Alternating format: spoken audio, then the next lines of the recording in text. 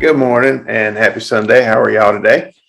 So today I had to think a little bit about what I wanted to talk about and go over things that happened during the week and questions I had. And one of the things that had been coming up several times was problems that people have with impulsivity, problems with people being able to think through the long-term consequences of their actions, what they're doing. I guess, we talked in several sessions about intuition versus impulsivity, because sometimes people will feel that acting impulsively is, well, I'm just following my intuition. And of course, I call BS, because many times it's like, no, you're just following your whims. And that's a little bit different than following your intuition. Intuition is that ability to focus in and in sort of a semi or unconscious way, feel what is the right decision to help guide things along a certain path. And otherwise, I guess different situations, you make a choice between eating in this restaurant versus that restaurant. A lot of times, maybe intuitively, you shouldn't eat at that restaurant. It comes into the idea of there are things you're seeing that you may not even be conscious that you're seeing, that the waiter might be, not washing their hands when they're putting the plates back up before they grab the plates of food. And your mind is telling you, well, that's going to give you a tummy ache down the road. Other things in the restaurant might be throwing you off, and you just get this feeling you shouldn't eat there. And that's an intuition thing versus an impulsivity thing where I want this and I block out everything else that stands in the way of me getting this. So there comes this, then your choices are being made and you're falling into whims and your urge for the moment. This also comes into effect when you're making decisions about all kinds of things in your life, like who to talk to, who to date, what to do as far as your job, just general things during the day. And you have to ask yourself, are you being intuitively smart or you're just being impulsive? Now, for me, the way I see this is we're coming back to reasons for being mindful. Another way of looking at this is a lot of times people will want to do something, build something, do a job. And since, I remember a lot of things in sales, I'll go to that because it's something that I understand. Somebody will come into an industry and they'll say, well, I want to sell, I'm going to sell houses, and let's take that route. And in their mind, they think they know the best way to sell houses. And there are people there that will try to train them and say, all right, so these are the standard ways of doing things. This is, we need to make so many phone calls. We need to do, so many handshakes. We need to talk to these people. And the person goes, no, I got this way. I'm going to do it. And it's all different. And I'm going to be better. And they jump right into it and things crash. And I always tell people, well, you need to learn the basics before you start trying all this new stuff. And they're like, well, why? Because I think my way is better. And I'm like, okay, see, here's where the impulsivity comes in. In order to get a better grasp and have good intuition, you have to be aware of your circumstances, which means you have to be aware of the things that have went on before. You kind of gather knowledge of how things work. And then your body can sort of grasp the natural flow of things as they're happening. Mindfulness. In other words, paying attention to what you're doing, when you're doing it, what's going on around you, but doing it in a very calm and relaxed way. One of the things that the ancient sword masters used to teach was being able to be relaxed and aware of your surroundings without single-mindedly focusing on just one thing and leaving everything else out of your view or out of your periphery. And that's where mistakes get made, because someone who's set and determined that things are going to fall this way, so they jump and they move in that way. The other person who's more relaxed and aware of everything can be more reflexive, can jump out of the way and counter your move, and you're committed to this move, so you sort of stumble into it and you get defeated. And I see this happening a lot when it comes to all kinds of things in life, people not being mindfully aware of what's going on around them. By not being mindfully aware, you're focused on your phone while you're walking down the street. Somebody comes and pushes you down, takes your phone, takes off, and you're like, well, I never seen them. I'm like, oh, you're not aware of your surroundings. You're not aware of what's going on. You're not being observant. Again, that's mindfulness. And that mindfulness lets you actually engage your intuition. In other words, you have to have a lay of the land before you can pick which route will get you to the place best. You can do that intuitively, but you still have to be very keenly aware that things are happening. And then you have to trust your intuition. Impulsivity will dominate your intuition because you have a want that's so strong that you basically ignore all the things that are warning signals. And see, here's where we come into the whole idea of red flags. People will ask me, is this a red flag? This person did this. And I will look at them and go, well, what do you think? Well, I don't know. That's why I'm asking you. I'm like, no. Do you think? Is that a better question? They're like, what are you talking about? And I'm like, well, when the person was saying this, how did you feel? Well, I don't know. See, there's where mindfulness comes in. If you're mindful of a situation, then you're able to observe it and get a good idea of what's happening that doesn't feel right. It's like when someone's pretending to smile, but they're not smiling with their eyes, then that throws you off and you feel something's wrong. They're not being congruent. But that only comes about when you're noticing what's going on there. A lot of people ignore those things, or they try to apply an idea of what should be, or, oh, that person would never do this, so therefore you knock out all possibilities of them doing it, instead of just relaxing and saying, well, people do all kinds of things. Let's observe and see what's going on.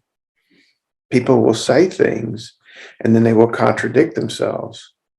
And they're hoping that you're not really observing and being mindful, because then you won't catch on to the subtle nuances of them changing what they said, disagreeing with themselves, contradicting themselves.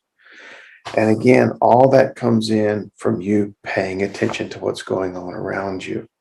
If you pay attention to that and you relax and just absorb what's around you, then you're being more mindful of your situation. You're not predetermining that it must be this way or you want this. And that's when those instincts can kick in. That's when intuition starts to play a good hand, because you just relax and get into the flow of what's going on around you versus trying to bend everything to your will. That's where it gets a little bit difficult. And a lot of times impulsivity is about bending things to your will. I want now, and I don't think. Another part of that is being able to relax and sort of in your mind figure out what are the next steps, what's going on down the road. If you play checkers, I'll take the easiest of them, but chess is a good example too, or many card games or games in general.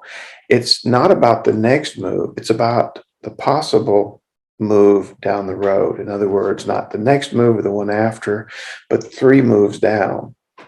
Where do you want to be? What's going to happen? And taking a long-term look at where things can go. And then it allows you to make wiser decisions. You may impulsively want to do something. You may want to jump this piece here, and you won't take the time to look and go, what are my other possibilities on the board? What happens when I jump this? What does it do to me in my position? So being able to think long term. And again, that's about being mindful. You can't think long term if you don't know where you're at now. And you can't know where you're at now if you're not mindful of what's going on around you and observing what's happening around you. Now, sometimes you will get distracted. Sometimes things will be happening. You won't be able to be as mindful as you would like. The whole point, though, is being able to relax into mindfulness in many situations. And after a while, it starts to come with ease. You start to recognize things without even knowing you recognize them. You see things without actually consciously discussing, talking, or recalling them. It's just you've seen them and they're there in your mind. And you do the same thing with how you feel. Your body gives you lots of clues. A lot of times you're unconscious or your body will notice things before you do. And if you are being mindful of it, it will give you, those clues. A lot of times you may not be able to see, as I discussed about the person who's smiling, but their eyes aren't smiling, but their mouth is smiling and they're trying to convince you they're smiling.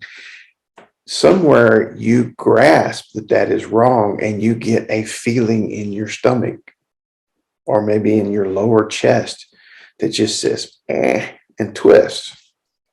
And if you're paying attention to your body, then that alerts you. It's like an alarm bell that says something's wrong. It's like some perimeter guard, in you're one of those movies where, people are encroaching and they trip an alarm system. That's your alarm system going off saying, okay, there's an intruder here. There's something wrong here. And by doing that, then you can go, okay, let me step back a minute and see what it is I'm missing. And then you catch those red flags more often. If you're paying attention to your own self and being mindful, then your intuitive self takes over versus your impulsive self that says, no, I want this one. This person's cute and I want to talk to them no matter what. Maybe that's not a good idea. Maybe your body is sending you all these red flags like, don't do this. This hurts. This is making you nauseous. It's making you queasy. Come on, pay attention to these red flags instead of nope, it's what I want.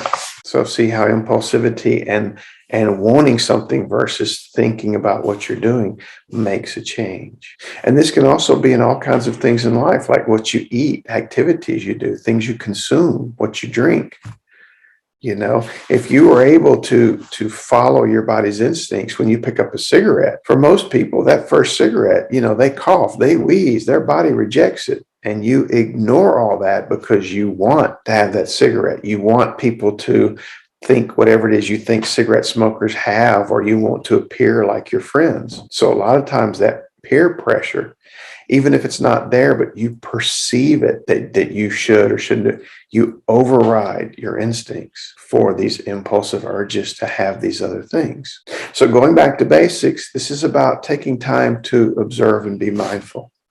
Those few minutes where you just sit, relax, see if you can draw your attention in, focus back and forth on things around you, then relax and observe everything. It's the ability to sit there and go, okay, I can see and observe everything. And when I want to, I can pinpoint on this one object. And then by doing that, you're able to start to control your focus, relax your focus, control your focus, relax your focus. It allows you a wide view and a short view. And then you can start actually paying attention to those gut feelings and that intuition that you have, because everyone has intuition. Everyone has these just natural responses to things if you pay attention. And there may be times when you will override it. That's okay. You may say that this larger goal is more important than this, and I'm going to ignore this for now. It's okay. You're making a conscious decision to do that, though, and that allows you to still pay attention instead of arguing with yourself and saying, no, don't pay attention. This isn't right.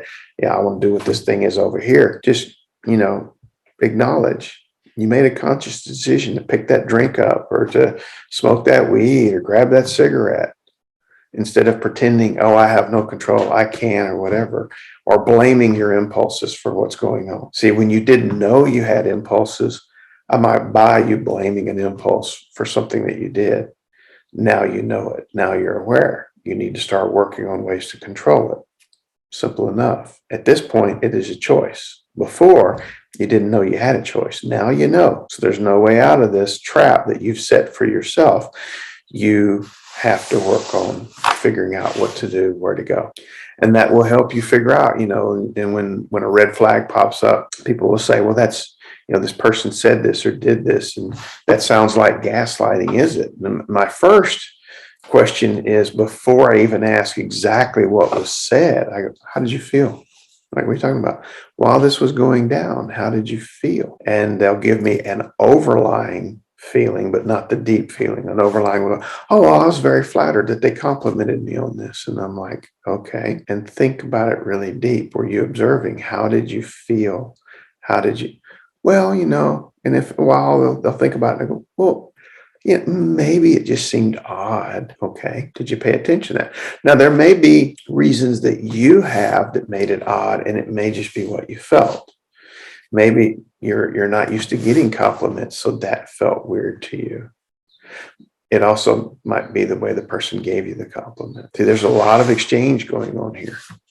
Someone who's going to give you those red flags might be the person who gives you the compliment, sees how you react. And if you don't seem like you normally get compliments, then in their mind, they're going to log it in and go, okay, this is someone who doesn't normally get them, and they might be flattered by them. So let me use that to my advantage. Or this is someone who rejects the compliment.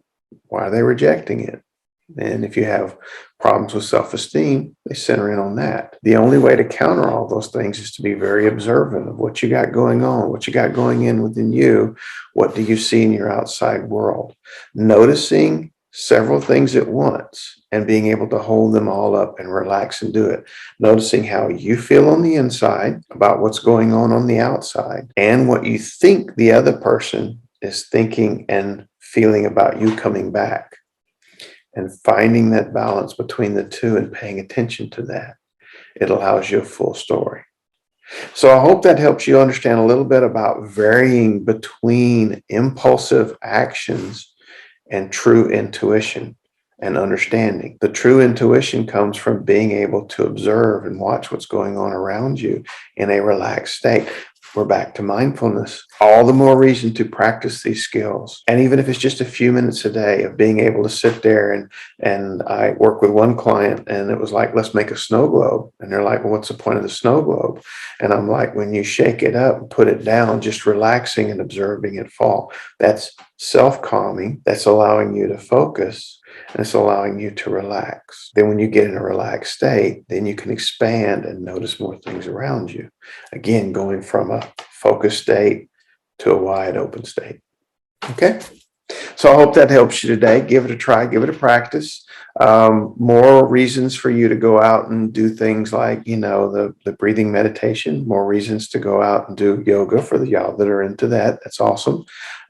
Simple mindfulness practices of focusing on what you're doing and noticing things about stuff that you don't normally notice. In other words, when you're sweeping, focusing in and noticing what the sweeping is actually doing, what's happening. Don't just go through the motions, but relax and pay attention to everything that's going on around you. Okay. Hope y'all have an awesome day, and I'll talk to you next time. And remember, mindfulness practice. All right.